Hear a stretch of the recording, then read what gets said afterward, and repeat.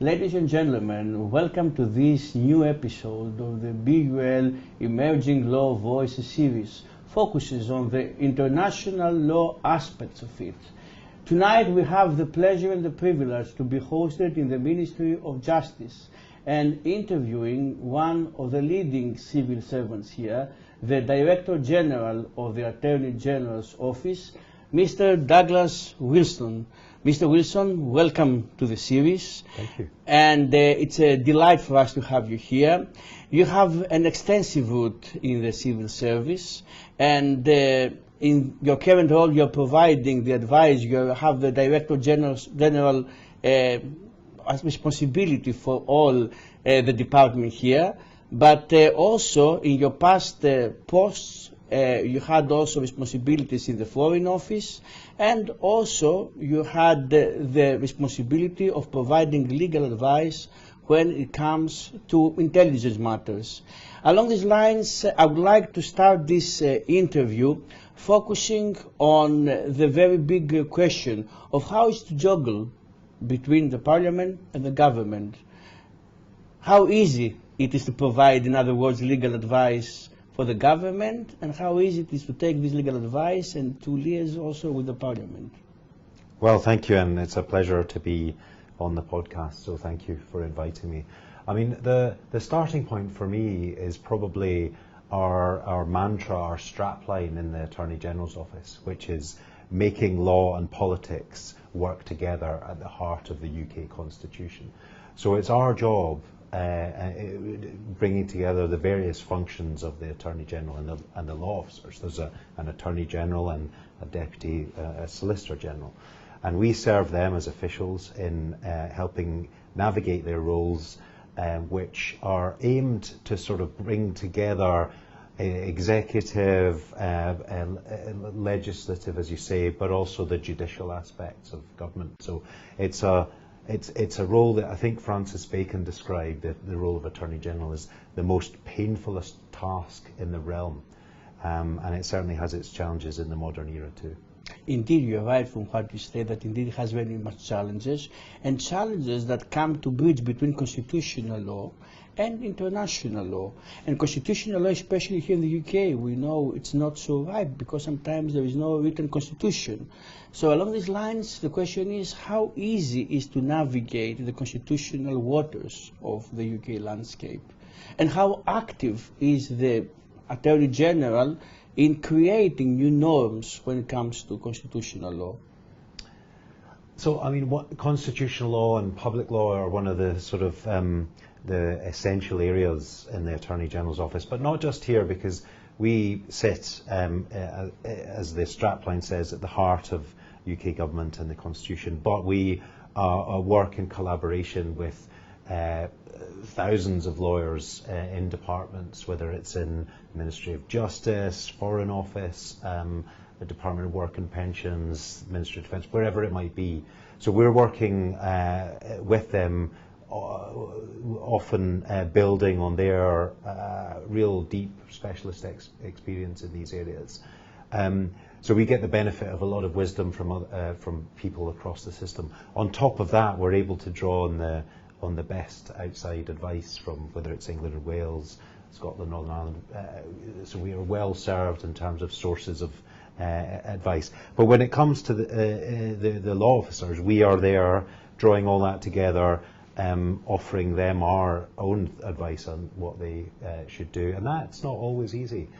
When it comes to sort of norms and so on, then it's difficult for me to say that much in detail, because we have this convention.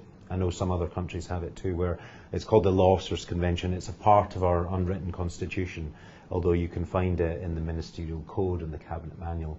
And basically the law officers are not allowed to, or it is not allowed for the fact of or content of law officers' advice to be disclosed outside government.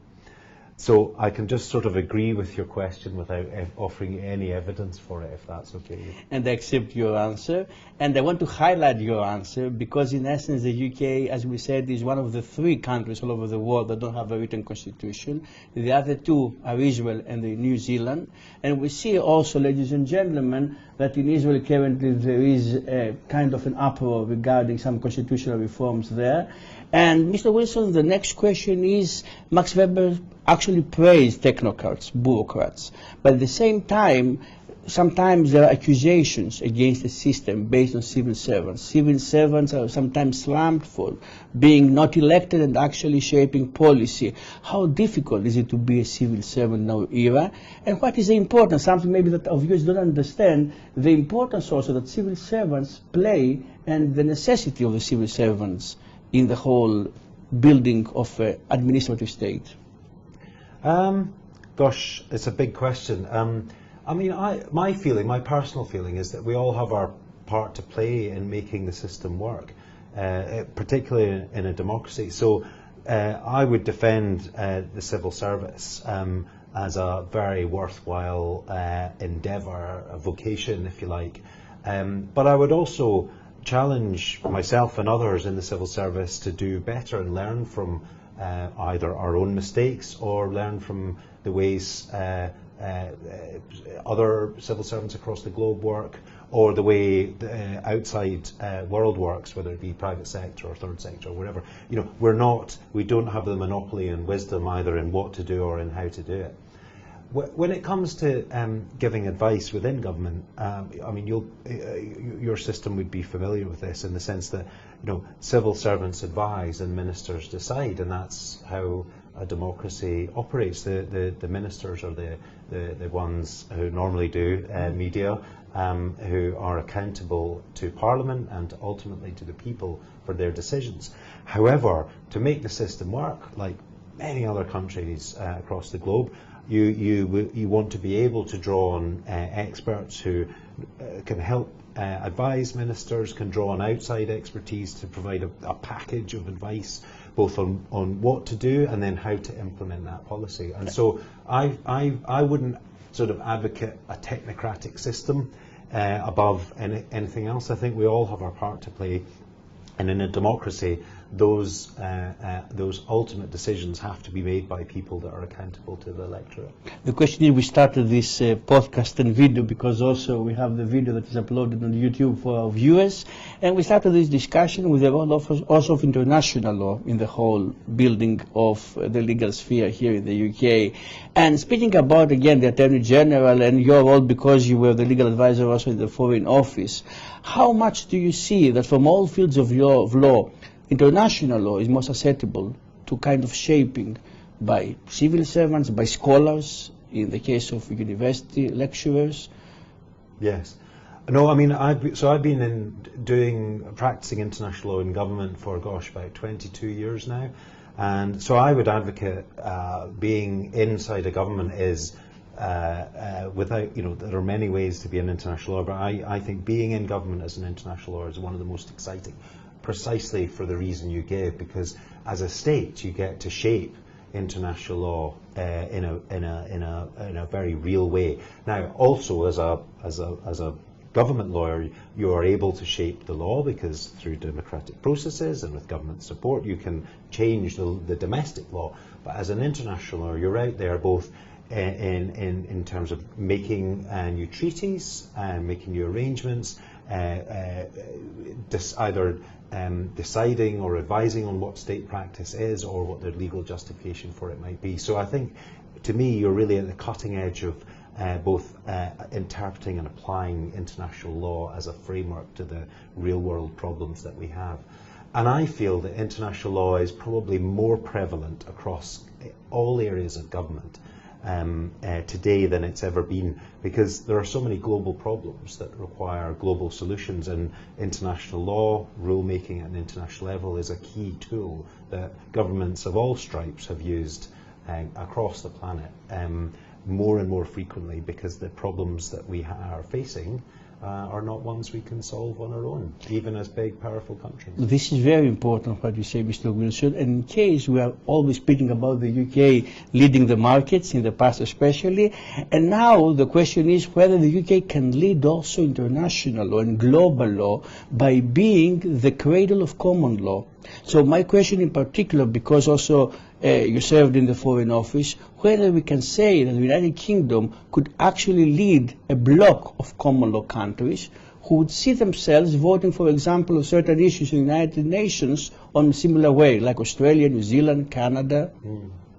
Well, I mean, so I view the common law countries and for example, the Commonwealth, and there's a big overlap between those two labels, if you like. Exactly, and this also had I had in mind the truth. It's also the all of the Commonwealth. Yeah. No, I mean, to be honest, I see that less as sort of UK out there leading alone, and more as a partnership. And at times there'll be UK initiative that we want to sort of drive forward, and at other moments we'll want to get behind other partners, whether common law countries and or Commonwealth.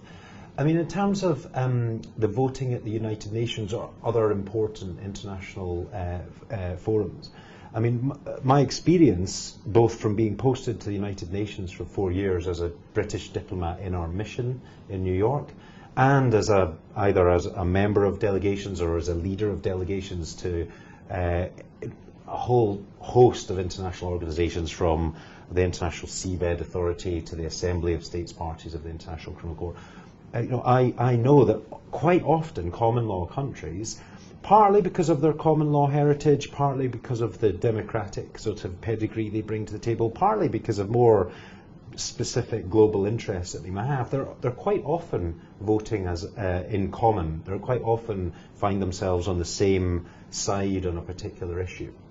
But whether I see them voting more as a sort of bloc to advance the common law, I personally have hesitation about that. I've seen it happen in places like UNCITRAL and the UN Commission on International Trade Rules, but I think whether we'll see it as a bloc, say on the floor of the General Assembly with all the varied problems or issues that may arise there, I'm less sure.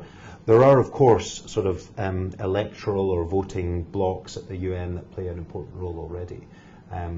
I just don't see the Commonwealth coalescing into something that looks quite like one of those existing ones. And diversity sometimes is also a key weapon in order to progress, in order to put something forward. It's something positive and not something that takes us back.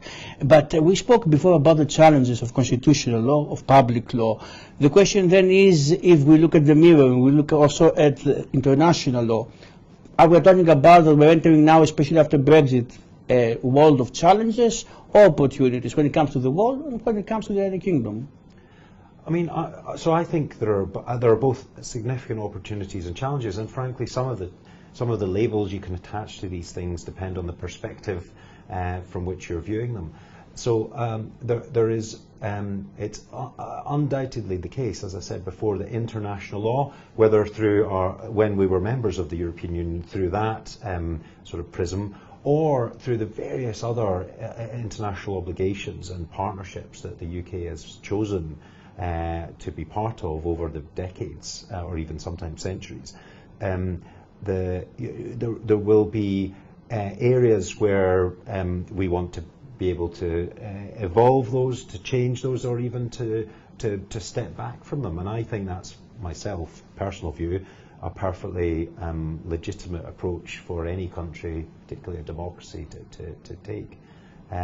I think for a lawyer it's incredibly exciting because there are real challenges and opportunities that you want to both sort of address, you want to mitigate any risks that we don't want to take, you want to sort of make the most of the opportunities that we may have, whether it be in new trade deals or in specific areas of public law where there is now more latitude for the UK. And also maybe the role of comparative law, the cousin of international law maybe. Yeah, I think that's right. I think there's a chance, and I know this has been done in a few areas, such as financial services, for the UK to look around and think, actually, that's a good model to do a specific thing, and that's a good way of doing it. Maybe we can bring those together, and that'll fit for that'll be the right solution for the particular issue that we're trying to address there.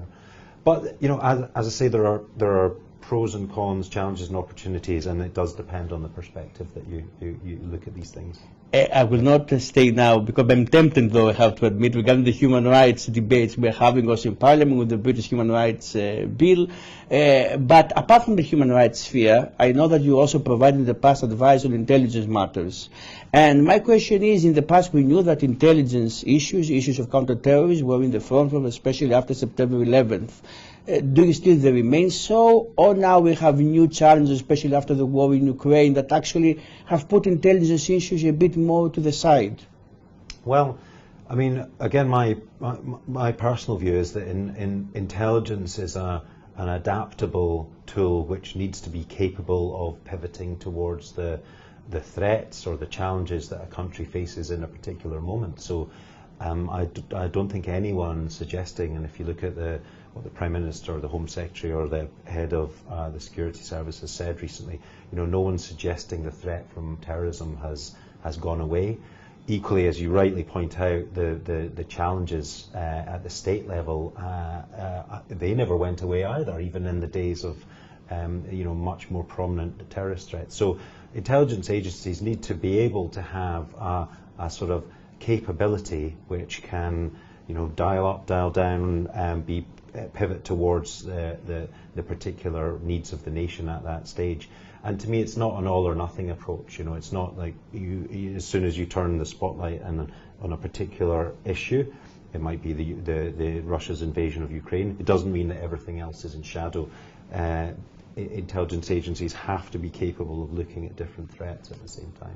With your permission, I will take you back to New York, to the UN Security Council, because you mentioned also now the war in Ukraine. And we know that sometimes the UN Security Council also in Syria, in the war in Syria, could not take any decisions. And there were also scholarly articles about any need for the UN Security Council to reform itself regarding the veto yielding power. We know that this is not so possible because, of course, a reformation of the UN Security Council needs also the agreement of all the states. So the question is, if you see or if you think that the UN General Assembly or any other organ of the UN system should take a more preponderant role in advancing international law, or we should leave things like they are and eventually the system will find its equilibrium on its own.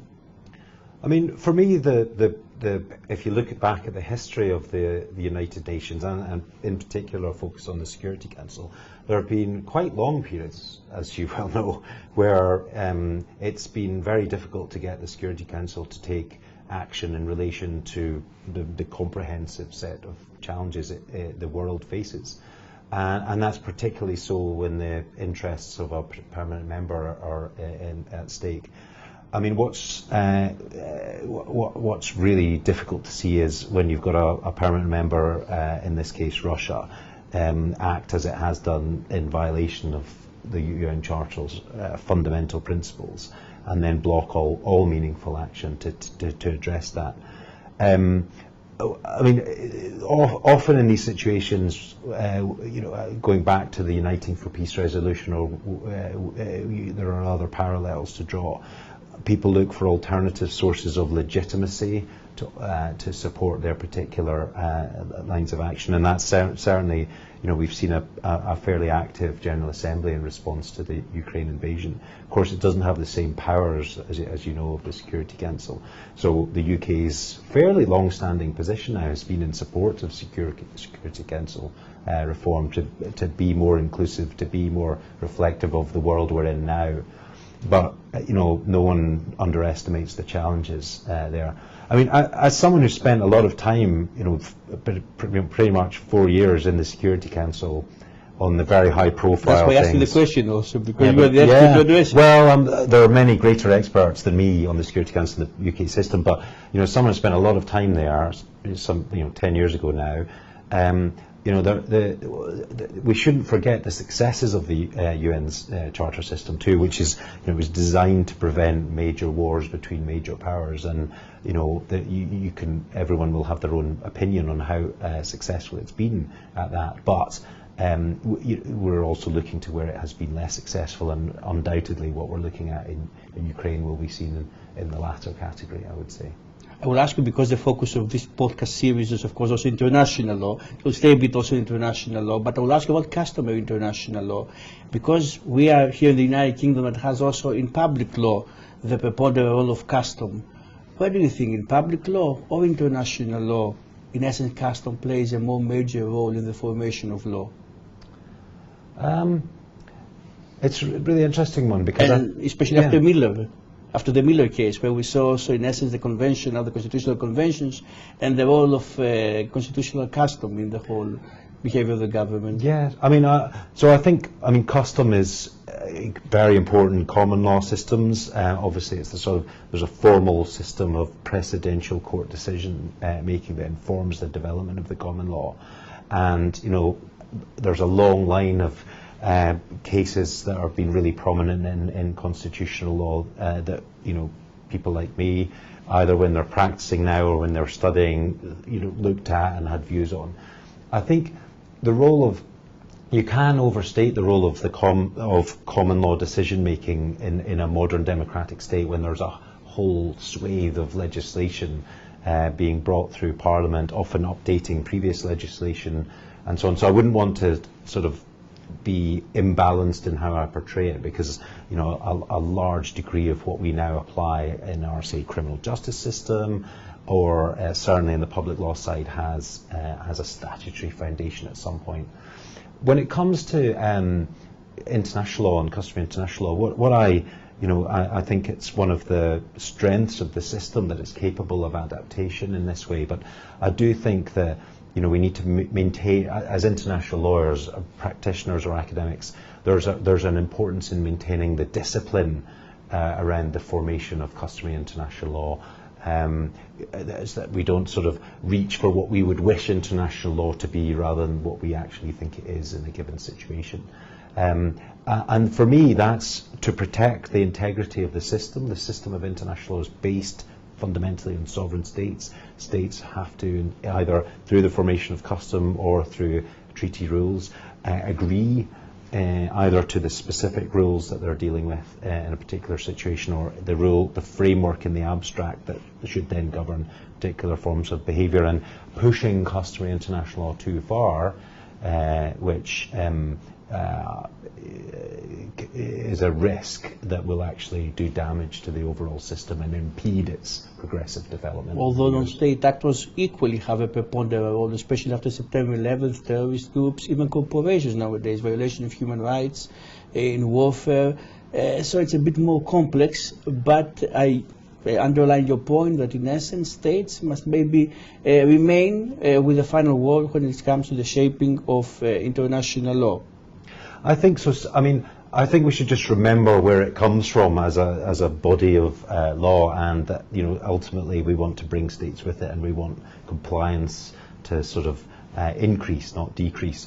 That said, I'm very conscious that just like common law, when a case doesn't go your way or you disagree with a case, you'll be criticising and praising some other aspect of the system that you like. Same for customary international law. International lawyers will always have views about the way it's developed in a particular field or not in another. So I am conscious of that. Perspective again. Because we opposed those in the Assembly of State Parties to the International Criminal Court, and we had also only recently the warrant against the Russian president, and also we have an activity of the International Criminal Court in major conflicts. Many people are very pessimistic regarding the International Criminal Court. Do you think that we're going to see some cautious, let's say, development in international criminal law, or is it bound, is it doomed to failure because of the political also limitations of the field?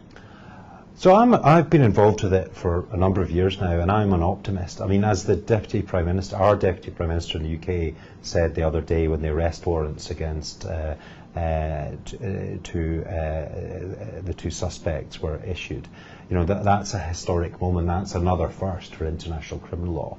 At this very moment, my boss, the Attorney General, is at a conference hosted by the Deputy Prime Minister and the Dutch Minister of Justice, bringing together, I think it's around 40 countries from around the world, in support of the International Criminal Court. Yes, on Ukraine, but also on the other cases.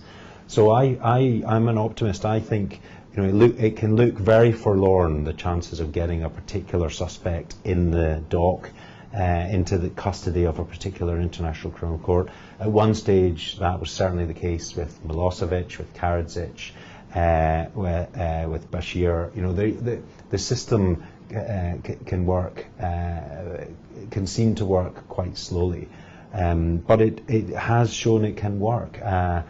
The fact that we're now talking about justice in the context of an ongoing conflict, as opposed to even a few years ago when you'd sort of wait for the fighting to die down before you started to bring indictments and so on, I think is another real world bit of evidence about how the system, international criminal law, whether it's at the international level or at the domestic level, you know, continues to progress. You know, it's worth noting, alongside the 2 arrest warrants from the International Criminal Court, the Prosecutor General of Ukraine and his brave team of prosecutors, they've opened about 70,000 case files. I think they've brought charges against over 250 suspects in the Ukrainian system, and they've convicted a number, including some in custody. So, you know, even as a war goes on, even as there's a threat to their country, you've got people actively implementing a system of international criminal justice. And the importance of digital evidence along these lines, and all this kind of amassing the necessary evidence to continue with the prosecutions. Yeah, I mean, that's actually one of the big challenges in international criminal justice, or definitely in domestic criminal justice. So the volume of data that you have nowadays is just hard to manage and process. But there's so much out of it, so much out there, and particularly in the early stages of the conflict, what was quite remarkable was the way, if you like, some of the Russian forces committing some of the atrocities were actually documenting their own culpability. In mobile phones, in photographs, videos, etc. And the camera on the helmets also armies now have, like even Western armies, because in essence it's in our benefit, in our interest, I think, all over the world, to portray any potential human rights violations and punish the culprits and shed light to these atrocities if they happen and when they happen. Mr. Wilson, for the end, maybe 2 more personal questions. The first one relates, if you want to say to our viewers here and to our listeners, about a bit your tasks here in your current post as Director General of the Attorney General's Office. For those maybe who are not acquainted exactly with the position, in a nutshell, what this involves? Sure. So it's a very ancient office, but basically there are 3 broad functions. Giving of legal advice. The Attorney General is the Chief Legal Advisor to Government, and we, and as I say, thousands of lawyers help with that. Sponsorship or oversight of various bodies, the Crown Prosecution Service, 7,000 prosecutors, Government Legal Department, the Serious Fraud Office, and various others.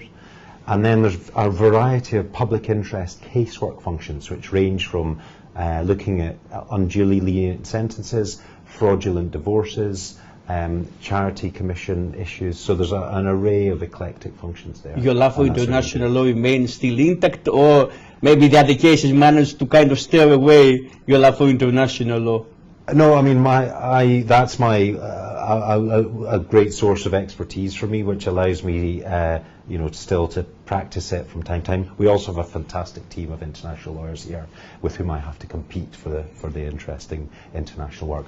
That said, the other work we do is fascinating too, and so I can only encourage anyone listening to think of a job either in government or even in the Attorney General's office. And the last question we would like to ask you, we want to take you in a kind of virtual tour all over the world and speak about your different posts. You were posted all over the world. Which was the most interesting post that you were posted in your career so far? I mean, the one that comes to mind is in Iraq. I was posted as a young diplomat and lawyer to our embassy in Baghdad at the beginning of 2005 till the middle of 2006, and given that it's 20 years, the 20-year anniversary of the invasion of Iraq by the US-led coalition, it's caused me to reflect a bit on that time. I mean, it was an incredibly difficult and interesting job, but there were areas now that I would look back on and look to do quite differently. But it was an amazing learning experience and an incredible privilege to work in a country like Iraq, you know, the birthplace. And many cases also stem from that era. The Many Jenny, cases. the Hassan case, and all these cases that reached the European Court of Human Rights. Mr. Wilson, with this we conclude this interview. I thank you very much for your time. Ladies and gentlemen, it was Mr. Douglas Wilson here in the Ministry of Justice, and we bid you farewell, and we look forward to seeing you in the next episode of the BUL Emerging Law Voices series.